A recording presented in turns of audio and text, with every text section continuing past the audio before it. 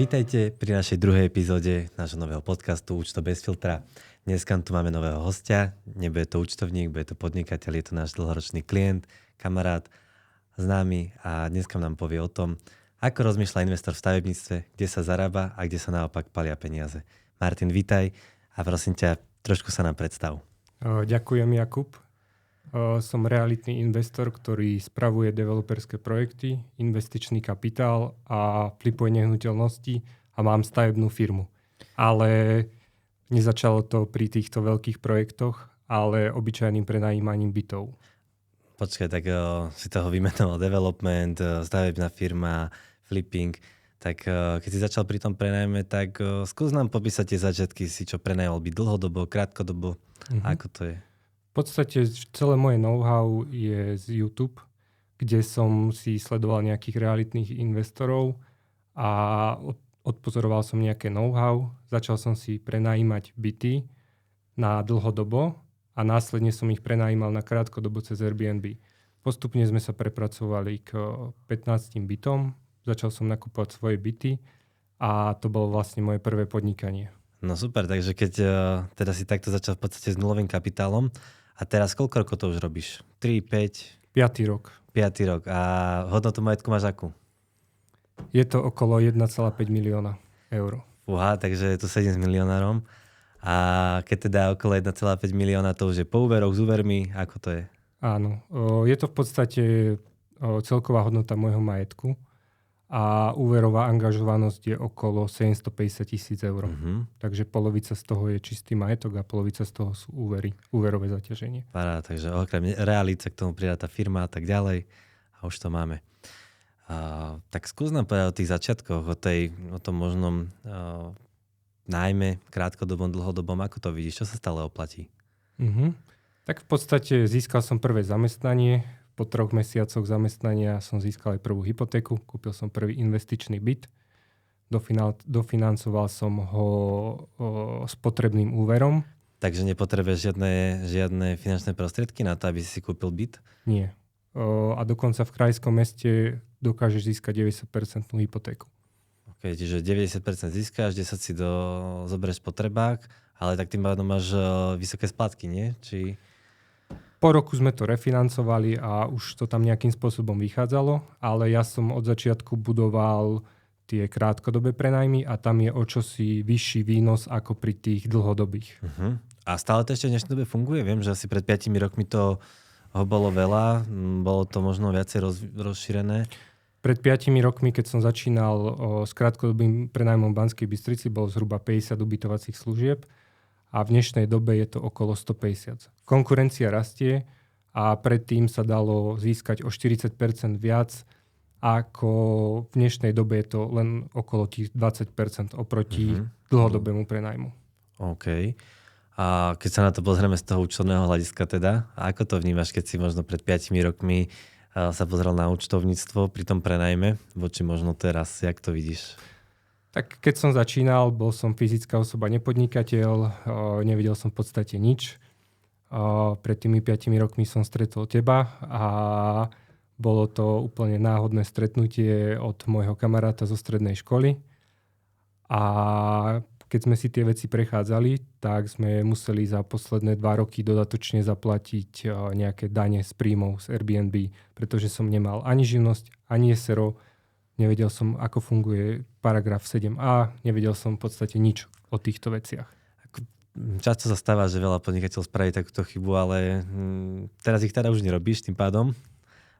Čiže celé to daňové zaťaženie si nejak rátaš do výnosov a vyhodnocuješ to na základe toho, tak?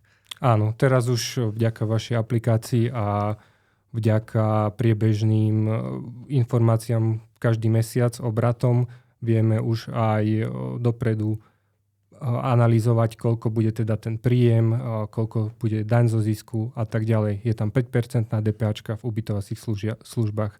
Vieme všetky tieto aspekty predpovedať. A v podstate tak ty sa tomu stavebníctvu a teda tým nehnuteľnostiam venuješ naplno, čiže máš aj tie krátkodobé, aj dlhodobé. Spomínal si, že aj staviaš. Čiže ako to je napríklad pri stavbe domu, že jak to vnímaš v tom stavebníctve? Je to zaujímavé stále, nie je to zaujímavé? Tak čo sa týka toho flippingu, tak máme byt, tam ideme, sú dva režimy. Budete v režime s DPH alebo bez DPH, Tak, ale tu tieto daňové veci nechám na teba. Ja spravím možno len také intro. A keď sa jedná o novú stavbu, tak v tom prípade ideme už od prvého momentu v režime s DPH. No dobré, a koľko ješ napríklad takým flippingom zarobiť? Povedzme, že pri flipovaní bytov, koľko zarobíš na tom? Od nákupu až po rekonštrukciu, po následný predaj je to za 3 mesiace zhruba od 20 do 30 tisíc eur pri rekonštrukcii bytov. Čiže ty vieš spraviť 20 tisíc za 2 mesiace? Áno, je to tak, ale je za tým veľa práce, je za tým nejaké know-how, veľa nástrah, veľa chyb, ktorých sme spravili na začiatku. A jak sa môžeš podeliť, povedz nám o nejakých chybách, ktoré si možno spravil, vykonal, nevedel si o tom a... Keď som kúpil prvý byt na flip, tak nemal som rozpočet, nemal som žiadne know-how, nevedel som o stavebníctve nič. Dal som si spraviť cenovú ponuku na kompletné rekonštrukcie. Samozrejme, že som zobral najlacnejšiu cenovú ponuku. Nakoniec tá firma mi nedodala ani faktúru, nič. A následne po pár mesiacoch mi volali klienti, že im tečie voda v kúpeľni až do pivnice. Susedia sa sťažovali, že im vlhnú pivnice. No a tam sme spravili teda chybu v procese. Vytendroval som najlacnejšiu firmu. Čiže nie je všetko najlacnejšie, dobre. Presne tak. A neviedli sme žiadny stavebný denník, nebol tam žiadny stavebný dozor, ja som o tom nič nevedel. Následne teda som volal tej firme, že nastala takáto chyba, jedno s druhým, oni ma teda zrušili, nemal som fotodokumentáciu, nemal som faktúru, dal som to opraviť na moje náklady. Táto chyba nastala 2000 eur, pretože sme kompletne museli polovicu kúpeľne rozbúrať. Aha, a na novo prerobiť. Áno, našli sme teda chybu, že odpad bol zle zapojený, majstri to tesnenie v tej odpadovej rúrke dali preč, lebo asi nevedeli dopojiť odpad. Čo by som odporučil divákom, tak je určite, sú to 3 veci. Jedna vec je teda zostaviť rozpočet predtým, než začnete rekonštruovať. Ak by ste nevedeli, ako zostaviť rozpočet, určite sa nám ozvite, radi vám s tým pomôžeme. Je to rozpočet na stavebné práce, na materiál, takže je potrebné si určiť rozsah prác, zadefinovať si. Takisto druhá vec je zadefinovať si tie technologické postupy. Firmy by to mali ovládať, ale každý má iný pohľad na tie technologické postupy. A tretia vec je priebežne tú stavbu kontrolovať, robiť si fotodokumentáciu, neustále si všetko fotiť, zapisovať do stavebného denníku a tak sa vyhnete zbytočným chybám pri tom flippingu. Aha. A dobré, a keď teda kúpim byt a idem ho rekonštruovať, ako to je s povoleniami? Potrebujem na to stavebné povolenie, alebo... To je dobrá otázka. Ten zákon stavebný sa dynamicky mení. Podľa nového stavebného zákona, keď rekonštruujete a robíte udržiavacie práce, nemeníte dispozíciu, robíte len nejaké stavebné zásahy. Čiže vymením si napríklad podlahu a tak ďalej. Elektroinštaláciu, vodoinštaláciu.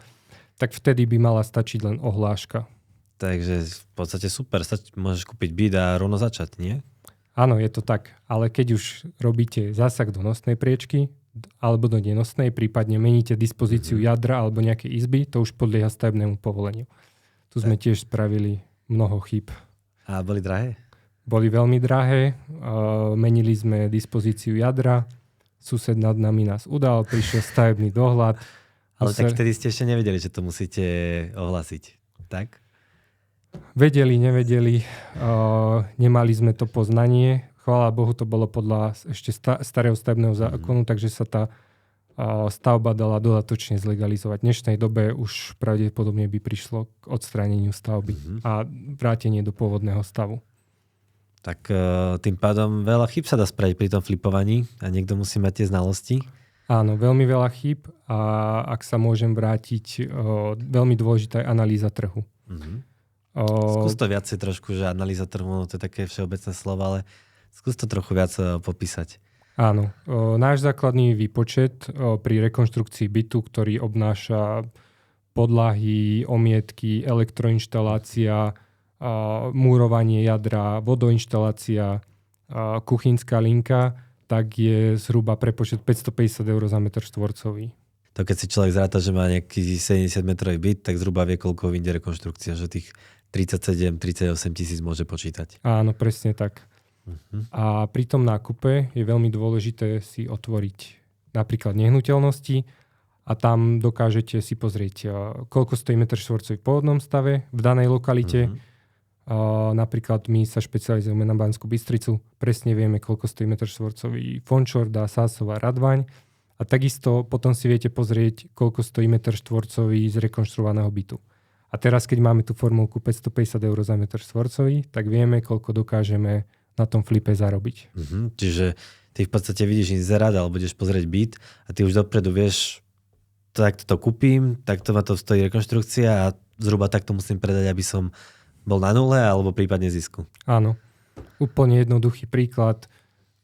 Kúpim byt v pôvodnom stave, meter štvorcový ma stojí 2000 eur, rekonštrukcia 550, sme na 2550, predajná cena bude okolo 2900 eur za meter štvorcový a je tam nejaký rozdiel 300 eur na štvorci, takže ak je tam nejakých 50-60 štvorcov, vieme, že zisk je okolo 17-18 tisíc. Super. A takto viete teda tú rekonštrukciu ako stihnúť? Teda ideš na opliadku, rezervuješ byt a jak to vyzerá? Áno. Veľmi dôležité je aj tá vyjednávacia taktika. Tie byty v pôvodnom stave sa celkovo ľahšie vyjednávajú, pretože je tam nižší dopyt. To je asi preto, lebo ľudia, tie byty sú drahé, čo si budeme hovoriť, tak je to asi z toho dôvodu, že na tú hypotéku ešte dosiahnu, že radšej si kúpia už kompletne prerobený alebo novostavbu, než mať nazbierať 40 000 na rekonštrukciu. Áno, my v podstate tvoríme hodnoty. Kúpime byt v pôvodnom stave, zrekonštruujeme a predáme to koncovému zákazníkovi, ktorý dofinancuje buď 10 alebo 20% zo svojich zdrojov a kúpi si ten byt. Nebýva tam občas problém pri tom, že predsa len príde ti klient, ide kupovať byt, dostane úver, nedostane. Toto ako riešite? Alebo ako to je, keď to máš na SROčke a za kedy ťa banka vyplatí? Ešte sa vrátim k tomu vyjednávaniu. Takže tam je v podstate dôležité tie byty v pôvodnom stave, nie je tam taký dopyt, likvidita. Viete si teda na obliadke ešte vyjednať nižšiu cenu. My vyhľadávame tieto investičné príležitosti, samozrejme inzercia, ale takisto letáčiky, 1000 letáčikov mesačne. Tam je konverzia nejaké 2-3 nákupy. A ďalej tam je úzka spolupráca s realitkami. Ja komunikujem s viac ako 20 realitkami na týždennej bázi a oni mi vlastne posúvajú podpultové ponuky. Čiže ty máš vlastne ponuky každý týždeň, by sa dalo povedať. Áno, každý týždeň kúpime 1-2 byty, prípadne nejaké pozemky. Posúvame ich buď našej firme alebo našim spoluinvestorom. OK, k tým spoluinvestorom sa ešte vrátim. Dobre, čiže na tom flipe vieš takto zarobiť povedzme za 2 mesiace 20 000. A ako to býva s odozdaním bytu alebo kedy začínate robiť rekonštrukciu? Ideálne si je vyjednať kľúče od bytu pri zaplatení kupnej sumy. Takže v prvý deň dostanete kľúč a už hneď je potrebné začať konať. Ideálne je ešte pred podpisom rozpočet vytendrovať firmu, aby sa ten čas nestrácal. Ale priemerná rekonštrukcia bytu trvá 6 až 7 týždňov. Závisí od rozsahu prác a od veľkosti bytu. Čiže za 2 mesiace, mesiac predávaš? Za 3 mesiace si vybavený. A takisto môže sa stať, že ten trh nejakým spôsobom klesne momentálne. A čo by si robil v takom prípade? Ostane ti byť a čo teraz? Áno. Na SROčke? A sme zase pri tom, kde sme boli na začiatku.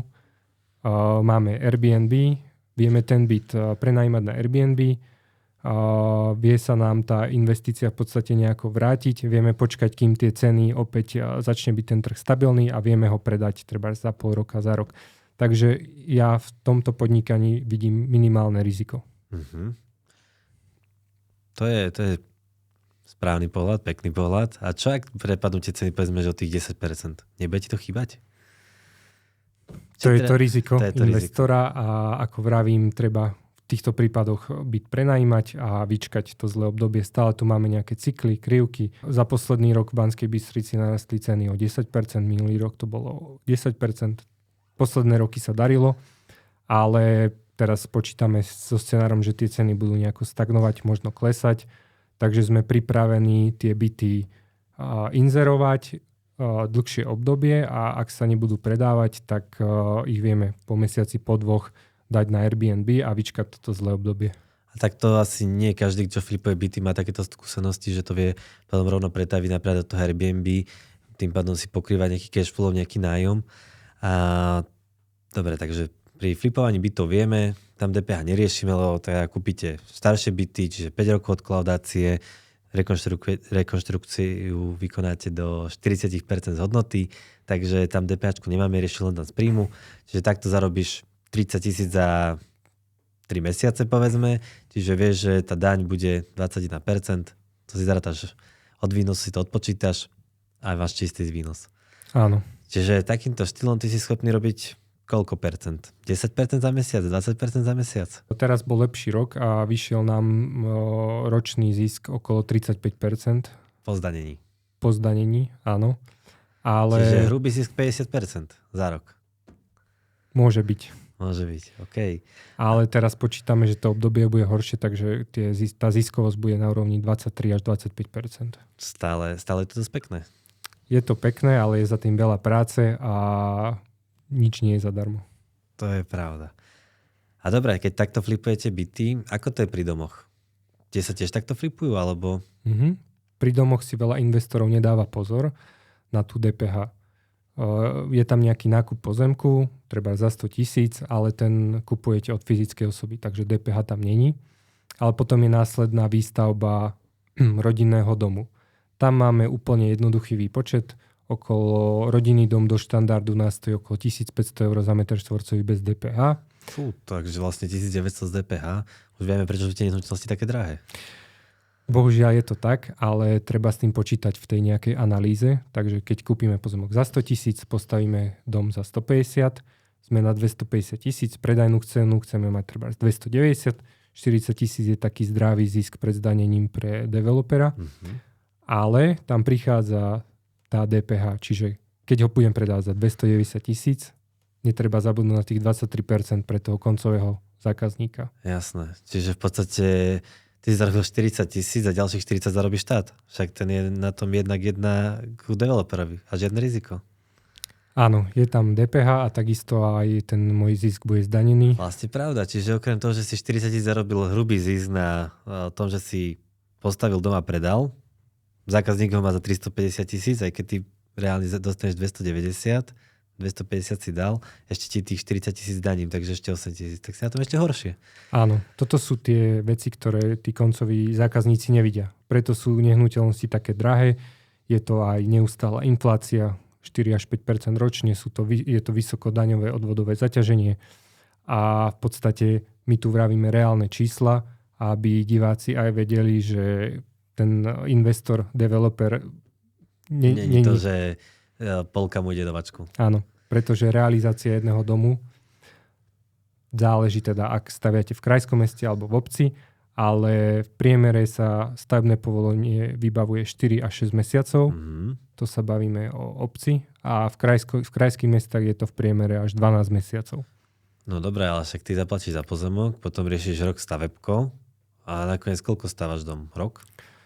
Priemerná výstavba do štandardu je 8 až 9 mesiacov, takže sa vám to vie pekne nakopiť. Takže aj s predajom rok. Je to aj so stavebným povolením, tak. Je to až 18 mesiacov, by som povedal. Od nákupu pozemku a výstavba plus kolaudácia. Takže ten flipping bytov, ak to máme porovnať, je zaujímavejší, ale tie domy sú určitým spôsobom aj nejaká stabilita. My momentálne riešime development, výstavba 6 rodinných domov a keď už dokážete získať stavebné povolenie na viac rodinných domov, už sa to tam, ten zisk nejakým spôsobom zbiera a máš pravdu, výstavba jedného rodinného domu je neefektívna pre investora. Takže keď už mám byť investor, tak radšej stavať tých domov 6, než jeden. Áno, ale není to také jednoduché. ten kapitál samozrejme získať na začiatku, ale nám sa teda podarilo získať aj nejaké projektové financovanie. Za tých 5 rokov sme sa teda tak rozrastli, že už sú to nejaké väčšie projekty. Plánujeme aj s Jakubom projekt za 4 milióny eur v Prešove, výstavba 27 bytov, takže toto je len nejaký štart, ktorý vnímam. To je pravda. A keď si teda spomenul tú výstavbu a projekty, tak ako to vnímaš, možno ten posun? Jak sa ty na tie veci pozeráš, či už z výnosového pohľadu alebo z účtovníctva, že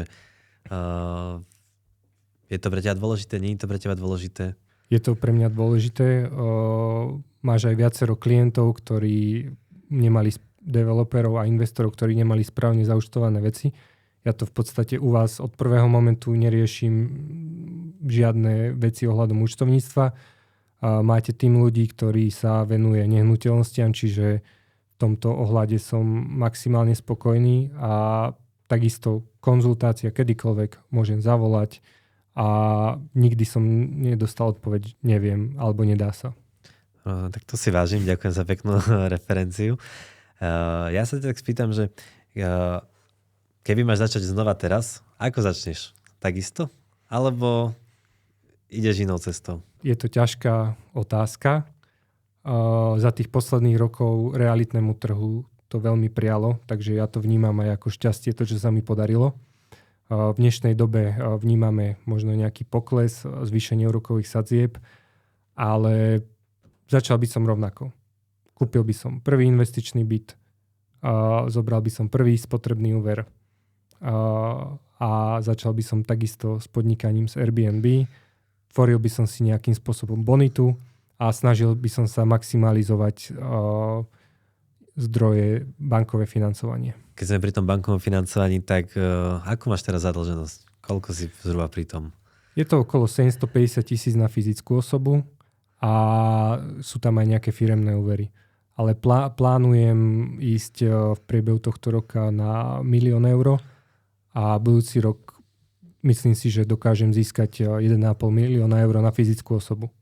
Tak ono asi tým, že podnikáš, stále máš tých bytov viac, aj tie obraty sú vyššie, tak aj tie banky ti tým pádom vidia, že sa spláca, tá bonita tam je, čiže tie financovania ti vlastne púšťajú.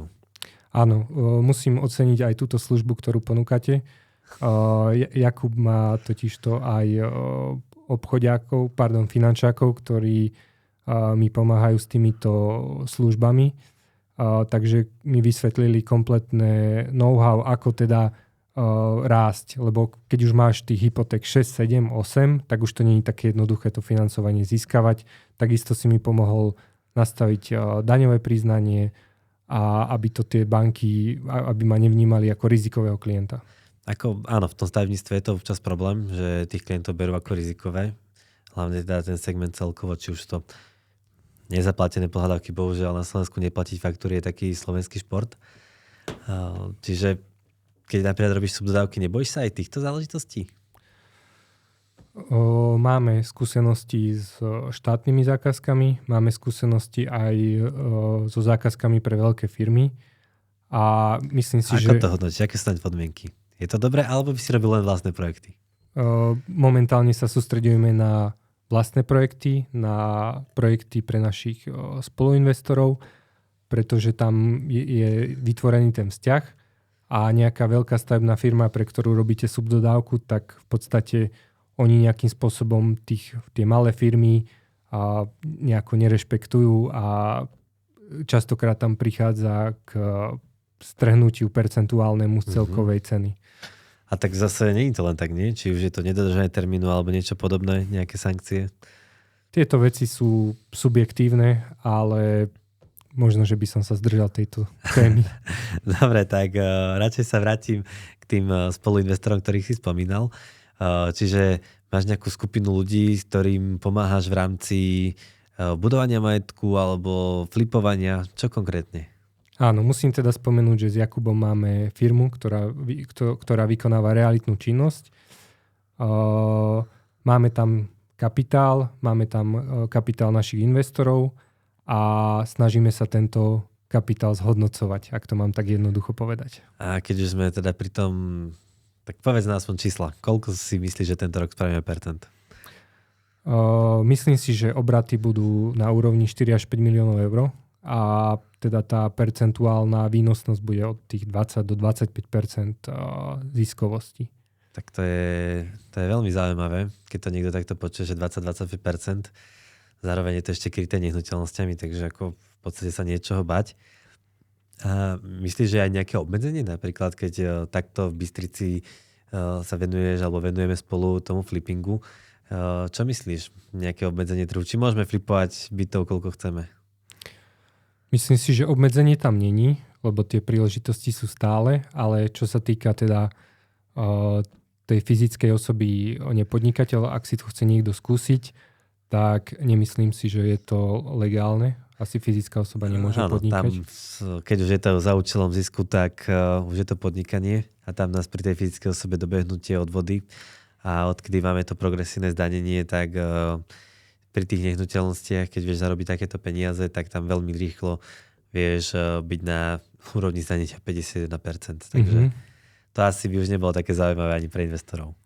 Asi nie. Akože nemám tieto informácie a veľmi ma to prekvapilo.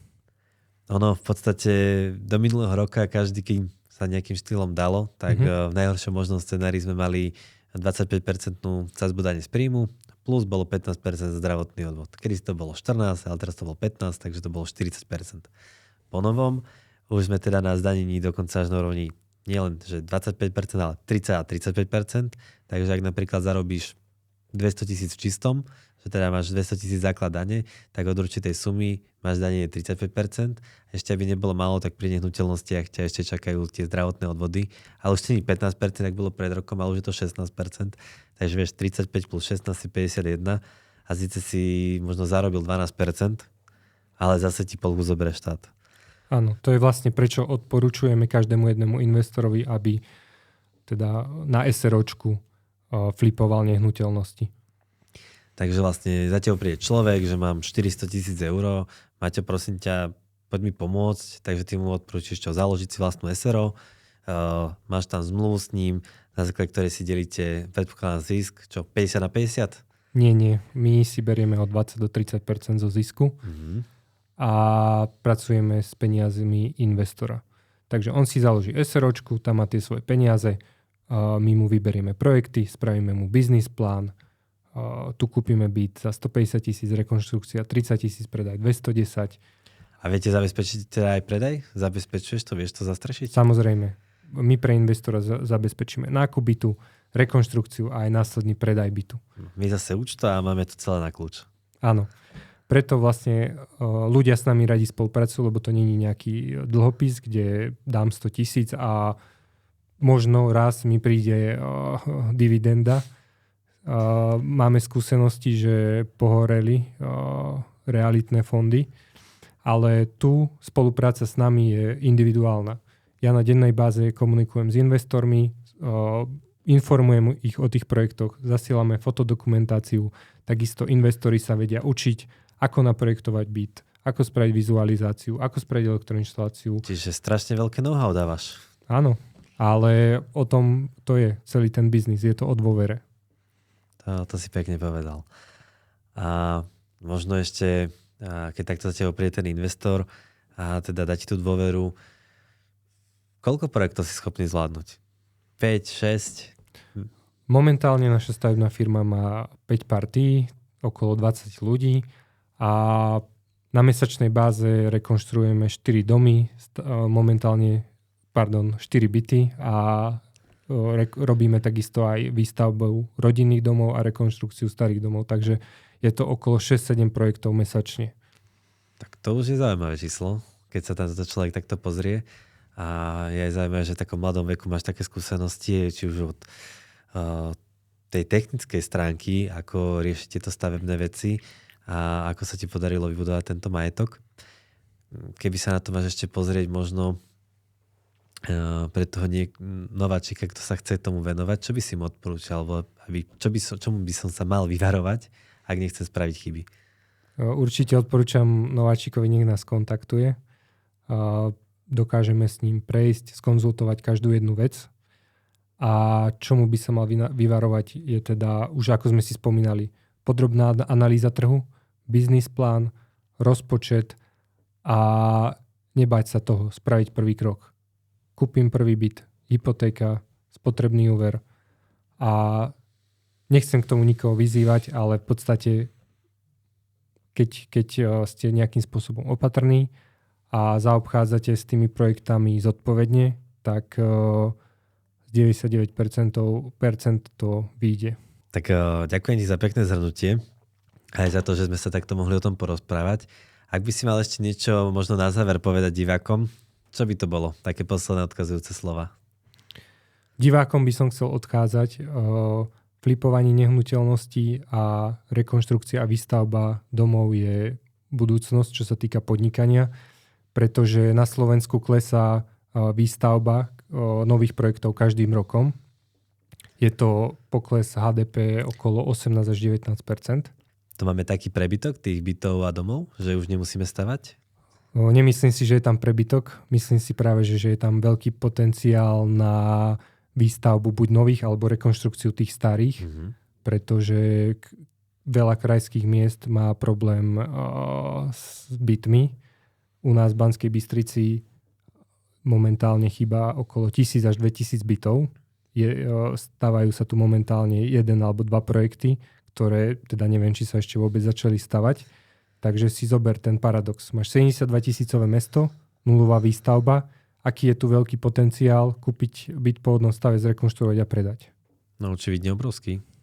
Ale keď je to takto, že teda tá výstavba je skoro nulová, myslíš si, že to je aj z toho dôvodu, že tie dane sú možno také vysoké, že a to riziko asi tiež nie, ale keď sme sa teda bavili o tom, že čakáme na nejaké financovanie a banka ti len tak požičia 3 milióny, že prídeš tam, zaklopeš a čo? Je to dlhodobý proces. Samozrejme, že treba si tie začiatky odbiť, spraviť 1, 2 menšie projekty, potom skúsiť postaviť dom, následne máte portfólio 4-5 projektov, viete kúpiť väčší pozemok, naplánovať tam radovku a potom už viete žiadať o projektové financovanie. Je to veľmi, veľmi zjednodušene povedané a my sme mali to šťastie, že ten realitný trh za posledné roky rástol, ale v podstate nejakým spôsobom sa dá dostať z nuly až na projekty za 5 miliónov. A myslím si, že... A za 5 rokov? Za 5 rokov. Tak týmto by som to možno aj uzavrel. Čiže veľmi pekne ti ďakujem, Maťo, že si nás tu navštívil dneska a že si možno ukázal aj, ako to funguje z tej praktickej stránky. Takže ak by ste mali nejaké otázky, či už k investovaniu do nehnuteľností, alebo k účtovaniu, alebo akékoľvek téme, čo sa tu dneska moc znela, alebo v stavebníctve, tak neváhajte sa nás kontaktovať a čakajte na ďalší diel. Ďakujem. Ďakujem za pozvanie.